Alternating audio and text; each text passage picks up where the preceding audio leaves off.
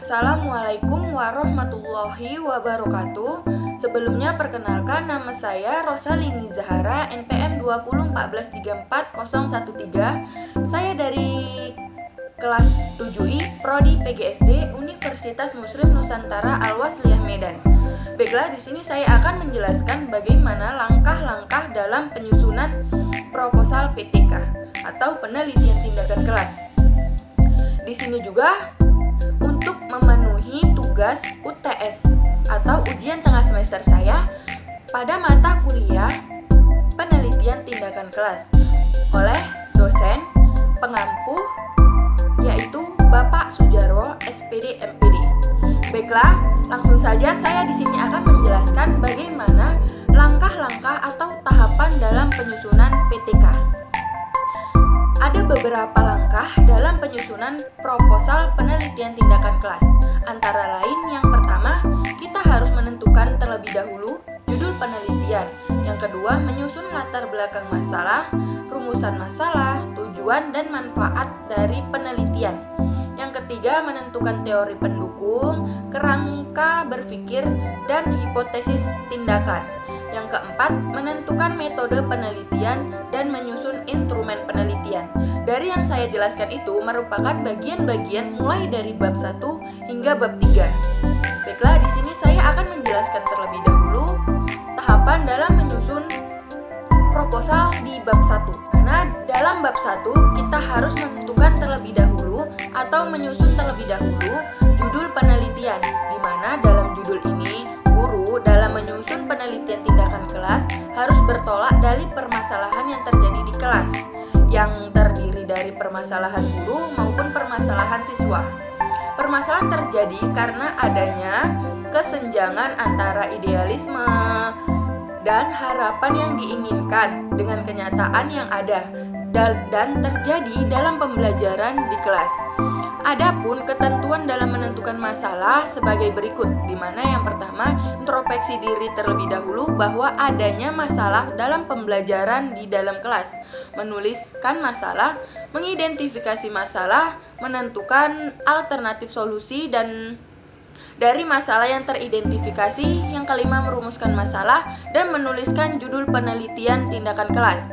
Contoh dalam masalah belajar dan mengajar mata pelajaran di kelas, di mana siswa kurang menyukai mata pelajaran atau minat belajar mata pelajaran yang rendah, dan siswa mengantuk pada saat jam pelajaran.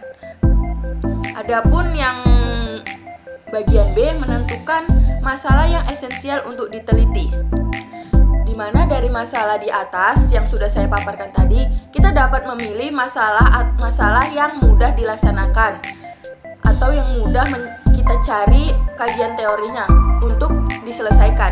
Dari beberapa masalah di atas, yang di atas tadi mungkin dari bagaimana cara agar siswa tidak mengantuk lagi pada saat jam pelajaran ini. Masalah dikatakan ini kita dapat masalah ini kurang esensial untuk diteliti karena dipecahkan masalahnya dengan memindai jam pelajaran di jam terakhir. Adapun menentukan alternatif solusi, kita dapat menentukan alternatif solusi ini dengan menggunakan pendekatan atau model pembelajaran seperti yang telah diuraikan pada bagian pertama tadi, seperti menentukan model maupun pendekatan. Adapun perumusan masalah, di mana perumusan masalah ini bagaimana menerapkan model, apakah dengan menggunakan model itu dapat meningkatkan prestasi belajar. Adapun yang D ialah penulisan judul. Dari yang sudah dipaparkan tadi, kita dapat menentukan judul apa yang nantinya kita gunakan pada proposal penelitian tindakan kelas ini. Adapun di bagian bab 2, di mana pada bagian bab 2 ini tentang yang pertama, kajian teori pendukung atau kerangka berpikir dan hipotesis, di mana dalam hal itu kita menjelaskan tentang permasalahan yang ada di dalam judul penelitian tindakan kelas.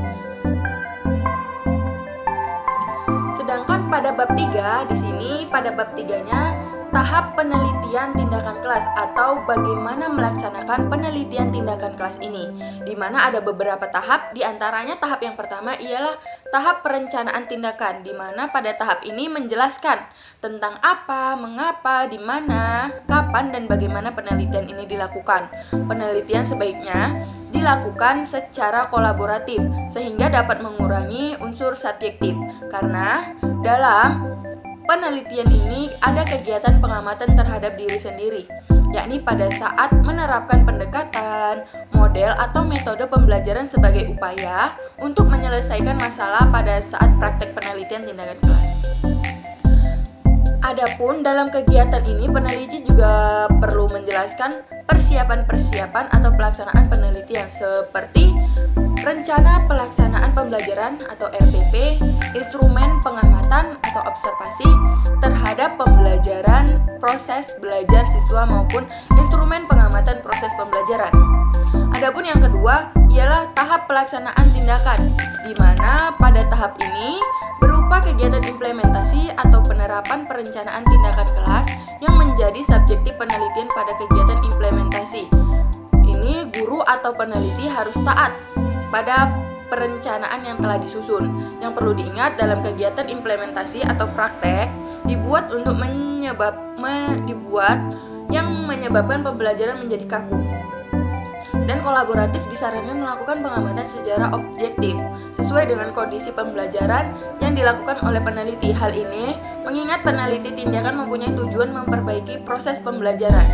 Adapun yang ketiga ialah tahap pengamatan atau observasi, di mana pada tahap ini ada dua yang harus kita amati, di mana kegiatan belajar siswa atau kegiatan pembelajaran, di mana pengamatan terhadap proses pembelajaran siswa dapat dilakukan sendiri oleh guru pelaksana atau peneliti.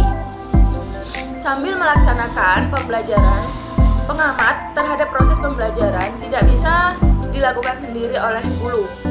Untuk itu, pelaksana perlu bantuan teman untuk melakukan pengamatan. Dalam hal ini, melakukan pengamatan berdasarkan pada instrumen yang telah disusun oleh peneliti. Hasil pengamatan nantinya akan bermanfaat. Tahap refleksi, di mana pada tahap refleksi ini dilaksanakan ketika kolaboratif sudah selesai melakukan pengamatan terhadap peneliti pada saat melaksanakan pembelajaran, kemudian berhadapan dengan peneliti untuk mendiskusikan hasil pengamatan dalam peneliti melakukan implementasi rancangan tindakan. Inilah dari penelitian tindakan, yaitu ketika kolaborator mengatakan kepada peneliti tentang hal-hal yang dirasakan sudah berjalan baik dan bagian mana yang belum, dan hasil refleksi ini digunakan sebagai bahan pertimbangan dalam merancang kegiatan siklus berikutnya. Jadi, pada intinya kegiatan refleksi adalah kegiatan evaluasi, analisis, pemaknaan, penjelasan, penyimpulan, dan identifikasi tindak lanjut dalam perencanaan siklus selanjutnya. Keempat tahap ini adalah unsur untuk membentuk sebuah siklus, yaitu satu putaran kegiatan dalam penyusunan rancangan. Baiklah, itu saja yang dapat saya jelaskan mengenai bagaimana langkah-langkah dalam penyusunan proposal PTK atau penelitian tindakan kelas. Apabila ada kesalahan saya dalam menjelaskan, saya minta maaf dan saya akhiri dengan wassalamualaikum warahmatullahi wabarakatuh.